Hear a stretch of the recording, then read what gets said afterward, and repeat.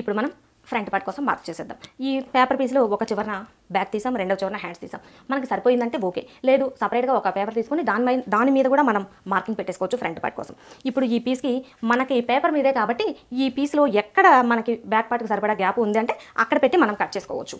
ఇది స్టిచ్ చేసేటప్పుడు మనం క్లాత్ పైవైపున కరెక్ట్గా పెట్టుకుంటే సరిపోతుంది. దీని మీద కరెక్ట్గా ఇలానే పెట్టాలి అనే అవసరం అయితే ఏమీ లేదు.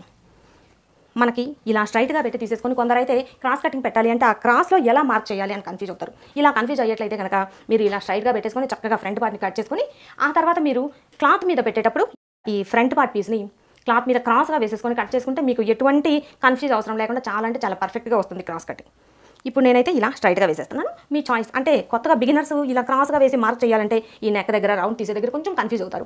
అందుకోసం మీరు ఫస్ట్ ప్రాక్టీస్ చేసేటప్పుడు ఇలా స్ట్రైట్గానే వేసేసుకోండి. క్లాత్ మీద పెట్టేటప్పుడు మాత్రం మీరు మొత్తం కట్ చేసి పెట్టుకుంటారు కాబట్టి మనం కట్ చేసిన తర్వాత ఈ కట్ చేసిన పీస్ని ఇలా క్రాస్గా పెట్టేసుకొని క్లాత్ మీద వేసేసుకుంటే మీకు ఈజీగా వచ్చేస్తుంది. ఇలా ఈ బ్యాక్ పార్ట్ పీస్ని ఈ పీస్కి పై వైపున వేసేసుకొని చివరన 2 ఇంచులు ఈ పీస్ని ఫోల్డ్ చేసేయాలి.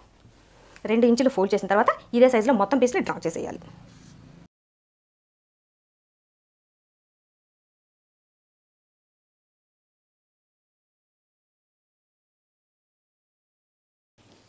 ఇలా డ్రా చేసిన తర్వాత ఈ పీస్ని తీసేసేయాలి.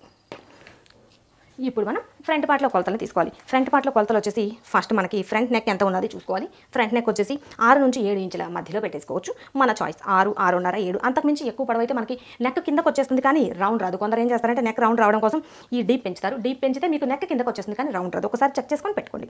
ఇప్పుడు మనమైతే ఫ్రంట్ నెక్లో 6 ఇంచుల్ని డ్రా చేసేసుకుందాం. ఇలా డ్రా చేసిన తర్వాత ఫ్రంట్ నెక్ని రౌండ్ చేసుకోవాలి. మనం రౌండ్ చేసుకోవాలి అనుకుంటే ఇక్కడ నుండి ఈ రౌండ్ కూడా ఈ 2 డాట్స్కి మధ్యలో 1/2 ఇంచ్ పెట్టేసుకొని రౌండ్ చేసుకోవచ్చు. మనకి నెక్ బాగా నీట్గా రావాలి అంటే ఇలా రౌండ్ చేసుకున్న తర్వాత ఫ్రంట్ నెక్ చక్కగా సరిపోయింది అంటే ఇలా రౌండ్ చేసేసుకోవచ్చు. ఒకవేళ మీకు ఫ్రంట్ నెక్ బాగా నీట్గా రౌండ్గా రావాలి అంటే కనుక ఈ రౌండ్ తిరిగే దగ్గర ఇక్కడ నుంచి ఒక 1/2 ఇంచ్ ఇలా లోపలికి మార్క్ చేసుకోవాలి. ఇలా లోపలికి మార్క్ చేసేసుకొని ఇక్కడ నుండి జస్ట్ ఇలా తీసేసి ఈ మార్కింగ్ దగ్గర నుంచి మనం ఫ్రంట్ పార్ట్ని లోపలికి మార్క్ చేసుకోవాలి. ఇలా రౌండ్ చేసుకోవడం వల్ల ఫ్రంట్ నెక్లో వీ లాగా వచ్చి నెక్ బాగా దగ్గరికి వచ్చేసినట్లు టైట్గా అట్లా లేకుండా చక్కగా నెక్ కిందకి రాదు. అలాగని చాలా అంటే చాలా నీట్గా రౌండ్ వచ్చేస్తుంది. ఇలా ఒకసారి చెక్ చేసుకొని మీకు ఏ రౌండ్ కావాలి అనుకుంటే ఆ రౌండ్లో కట్ చేసేసుకోవచ్చు.